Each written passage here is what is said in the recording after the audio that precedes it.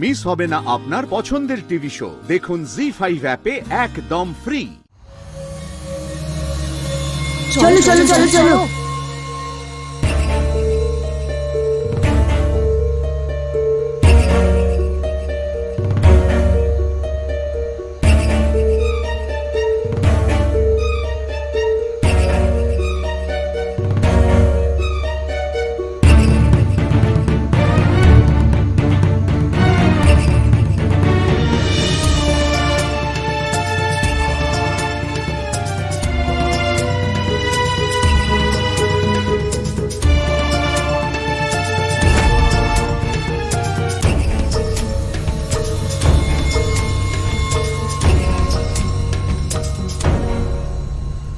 এই হলো 50।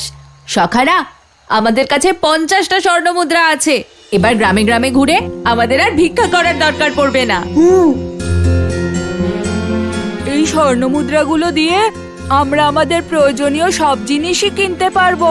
হ্যাঁ, এতগুলো স্বর্ণমুদ্রা, কিন্তু ওরা এর বিষয়ে জানতে পারলো কি করে? কে রেখে গেছিল এখানে এত মুদ্রা? সখাদের জিজ্ঞেস করে সেটা আমাকে জানতে হবে।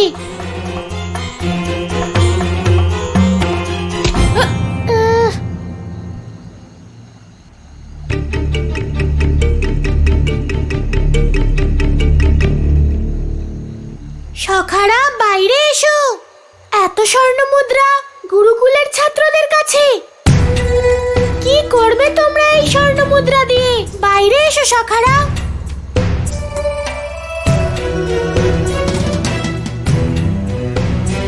স্বর্ণমুদ্রা? কোন স্বর্ণমুদ্রা কানাই? এত রাতে তোমরা এখানে ঘুরতে আসোনি নিশ্চয়ই? আমি শুনেছি তোমাদের স্বর্ণমুদ্রার কথা। স্বর্ণমুদ্রা? আরে কানাই, আমরা তো বাঘের কথা বলছিলাম। বাঘ?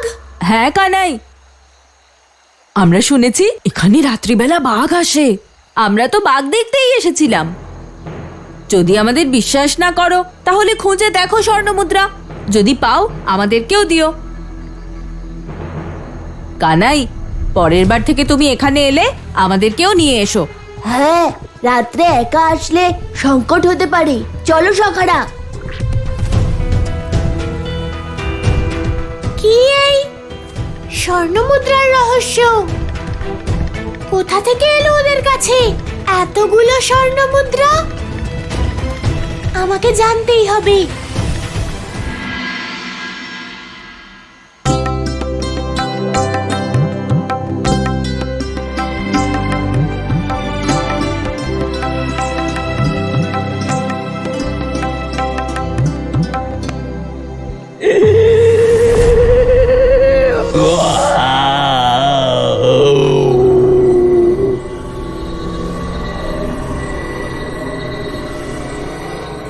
প্রণাম গুরুদেব। গুরুদেব, কতদিন আর ওই বিষ্ণুর আরতি করবেন? আরে অনেক তো হলো। একবার ভগবান কংসের আরতি করে দেখুন, আপনার মঙ্গল হবে। তা তোমাদের ভগবান মঙ্গল করেন কিভাবে? মানুষকে প্রেত বানিয়ে? দেখুন, ব্যাপারটা হলো গিয়ে এরকমই। ছাড়ো ভদ্রাক্ষ, এটা বলো যে কোন কথা সূত্রে এখানের ভুলে যাওয়া পথ তোমার মনে পড়েছে। গুরুদেব, আপনি ভুলতে পারেন, কিন্তু ভগবান কংস বলেননি যে আপনি ওনার গুরুদেব। আর আজ ওনার নিজের গুরুদেবের পথ প্রদর্শনের প্রয়োজন। সেই কারণে আপনাকে সাদরে কংসধামে নিয়ে যেতে বলেছেন। চলুন গুরুদেব। আমি এখন কোথাও যেতে পারবো না, আমার কিছু প্রয়োজনীয় কাজ আছে। ঠিক আছে গুরুদেব, যেমন আপনার আজ্ঞা। কিন্তু একটা কথা বলছি গুরুদেব, এটাই সঠিক সময়। ভগবান কংস বড় সংকটে রয়েছেন, আর উনি অধর্মের পথ ত্যাগ করার কথা ভাবছেন। হতে পারে যে আপনার থেকে জ্ঞান লাভ করে উনি ধর্মের পথে হাঁটতে শুরু করলেন। গুরুদেব, ঠিক বললাম কিনা? কংস হলো সেই বৃক্ষ যা ভাঙতে পারে কিন্তু নত হতে পারে না। গুরুদেব, যখন আপনি নিজেই নিজের শিষ্যকে ধর্মের পথে আনতে চাইছেন না, তাহলে ঠিক আছে, চলে যাচ্ছি। আমাকে আজ্ঞা দিন। ভদ্রাক্ষ,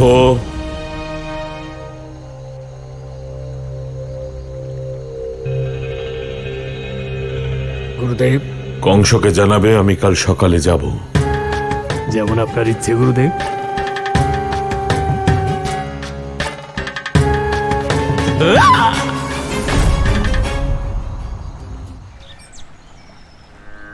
নন্দরানী, মহা অশ্বত্থ পূজার সমস্ত আয়োজন হয়ে গেছে। খুব ভালো সুগন্ধা।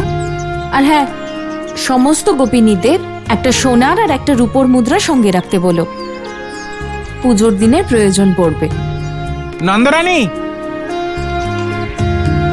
নন্দরানী, আপনার কথা মতো আমি সমস্ত ব্রজবাসীদের অশ্বত্থ গাছ পূজার নিমন্ত্রণ জানিয়ে এসেছি। খুব ভালো করেছেন দামোদর দাদা, কাউকে ভুলে যাননি তো? নন্দরানী, আপনি কি বলছেন? এখন আর আমি আগের মতো ভুলো মনা নেই, এখন আমার সব কিছু মনে থাকে। কিন্তু নন্দরানী, একটা কথা বুঝলাম না, যে মা লক্ষ্মী অশ্বত্থ গাছে কেবল শনিবারেই কেন থাকেন, বাকি 6 দিন থাকেন না কেন? কারণ বাকি 6 দিন অশ্বত্থ গাছে মা অলক্ষ্মী বাস করেন।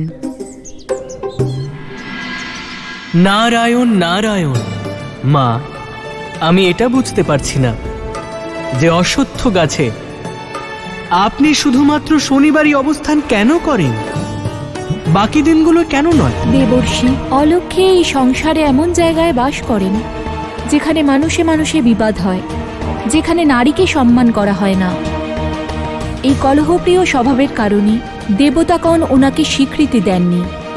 তখন একদিন, প্রভু, আমি লক্ষ্মীর দিদি, তাই আপনাকে আমায় ধারণ করতেই হবে। দেবী, আপনাদের দুজনের মধ্যে আমি একজনকেই ধারণ করতে পারি, আর আমি দেবী লক্ষ্মীকে বেছে নিয়েছি।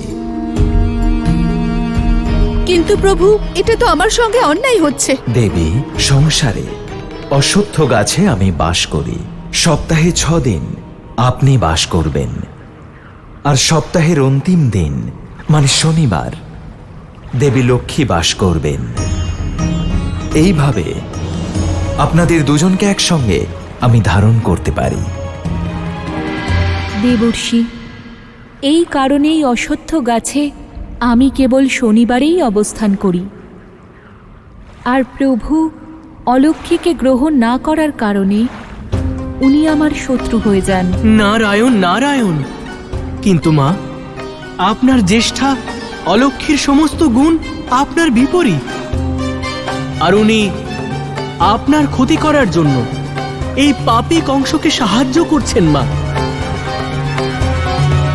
এতে তো আরো ভয়ঙ্কর পরিস্থিতি উৎপন্ন হবে। মা, জি5 ডাউনলোড করুন আর সব এপিসোড দেখুন একদম ফ্রি।